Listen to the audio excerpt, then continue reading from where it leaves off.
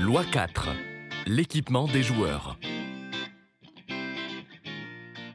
Un joueur ne doit pas utiliser d'équipement ou porter quoi que ce soit de dangereux pour lui ou tout autre joueur.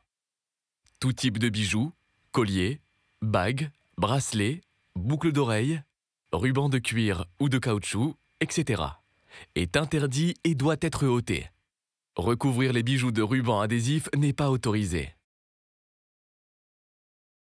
Les joueurs doivent être inspectés avant le début du match et les remplaçants avant d'entrer en jeu.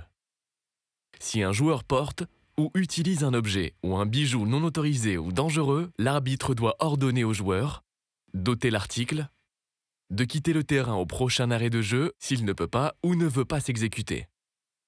Un joueur refusant d'obtempérer ou remettant l'article doit être averti. L'équipement obligatoire du joueur se compose d'un maillot avec des manches, d'un short, de chaussettes, de protège-tibia et de chaussures.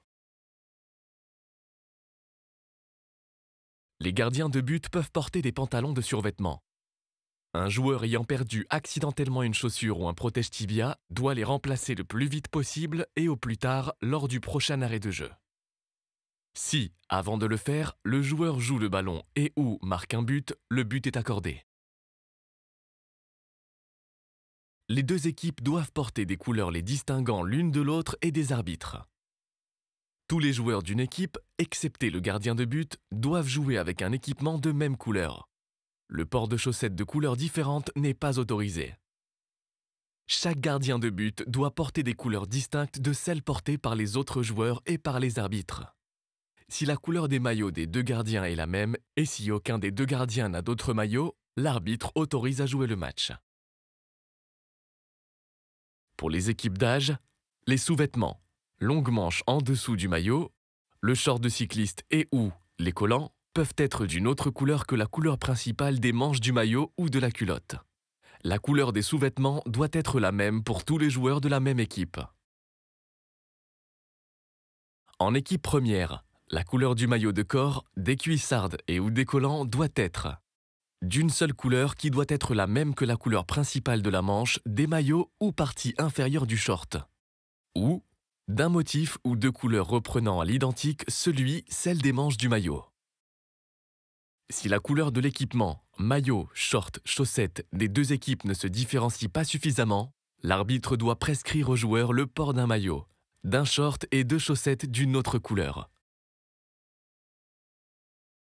Un ruban adhésif, aussi appelé tape, ou tout matériau appliqué ou porté à l'extérieur doit être de la même couleur que la partie de la chaussette sur laquelle il est appliqué ou qu'il recouvre. Dans les rencontres de division inférieure, lorsqu'une équipe se présente dans un équipement d'une couleur qui ne diffère pas de celle de l'arbitre, le club local doit fournir à l'arbitre un équipement propre qui diffère de la couleur des deux équipes comme une chasuble fluo. Lors des circonstances spéciales, chaleur excessive ou grande pluie, l'arbitre peut autoriser à la mi-temps, après en avoir informé l'équipe adverse, qu'une équipe revête un équipement d'une autre couleur pour autant qu'il n'existe aucune confusion avec l'équipement des adversaires et que la numérotation corresponde avec la feuille digitale ou papier. Lorsque les protège-tibias ou jambières ne recouvrent pas la partie antérieure du tibia. Les protège-tibias sont obligatoires. Lorsque les chaussures comportent des crampons en aluminium alors que le match est joué sur terrain synthétique sur lequel l'usage de tels crampons en aluminium est interdit, à l'exception des terrains des équipes premières du football rémunéré. Porter un cache-cou ou une cagoule est interdit. Le port d'un bonnet est quant à lui autorisé, à condition qu'il soit de la même couleur que le maillot ou qu'il soit noir. Toute l'équipe doit porter la même couleur. La numérotation des maillots est obligatoire pour tous les matchs pour lesquels un arbitre officiel a été désigné. Pas pour les matchs 5 contre 5 et 8 contre 8.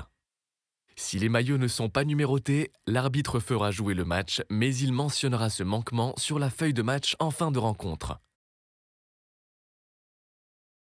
Les protections non dangereuses, comme les casques, les masques faciaux, les genouillères et les coudières en matériaux souples, légers et rembourrés sont autorisées. tout comme les casquettes de gardien et les lunettes de sport. Le port d'un couvre-chef est autorisé. Le couvre-chef doit être de couleur noire ou de la couleur dominante du maillot, à condition que les joueurs d'une même équipe portent un couvre-chef de la même couleur. Ne doit pas être attaché au maillot. Ne doit constituer de danger ni pour le joueur qui le porte, ni pour autrui, notamment le système de fermeture au niveau du cou. Pour toute infraction à la présente loi, le jeu ne doit pas nécessairement être arrêté. L'arbitre doit demander au joueur de quitter le terrain pour corriger sa tenue. Le joueur devra quitter le terrain dès le prochain arrêt de jeu, à moins qu'il n'ait déjà corrigé sa tenue. Un joueur quittant le terrain pour corriger sa tenue ou en changer doit laisser un arbitre vérifier son équipement avant d'être autorisé à regagner le terrain, attendre l'autorisation de l'arbitre principal pour regagner le terrain, ce qui peut se faire pendant le jeu. Un joueur pénétrant sur le terrain sans autorisation doit être averti et si l'arbitre arrête le jeu pour donner l'avertissement, un coup franc indirect sera accordé à l'équipe adverse à l'endroit où se trouvait le ballon au moment de l'interruption, à moins que le joueur n'interfère avec le déroulement du jeu. Auquel cas, un coup franc direct ou un penalty sera accordé à l'endroit de l'interférence.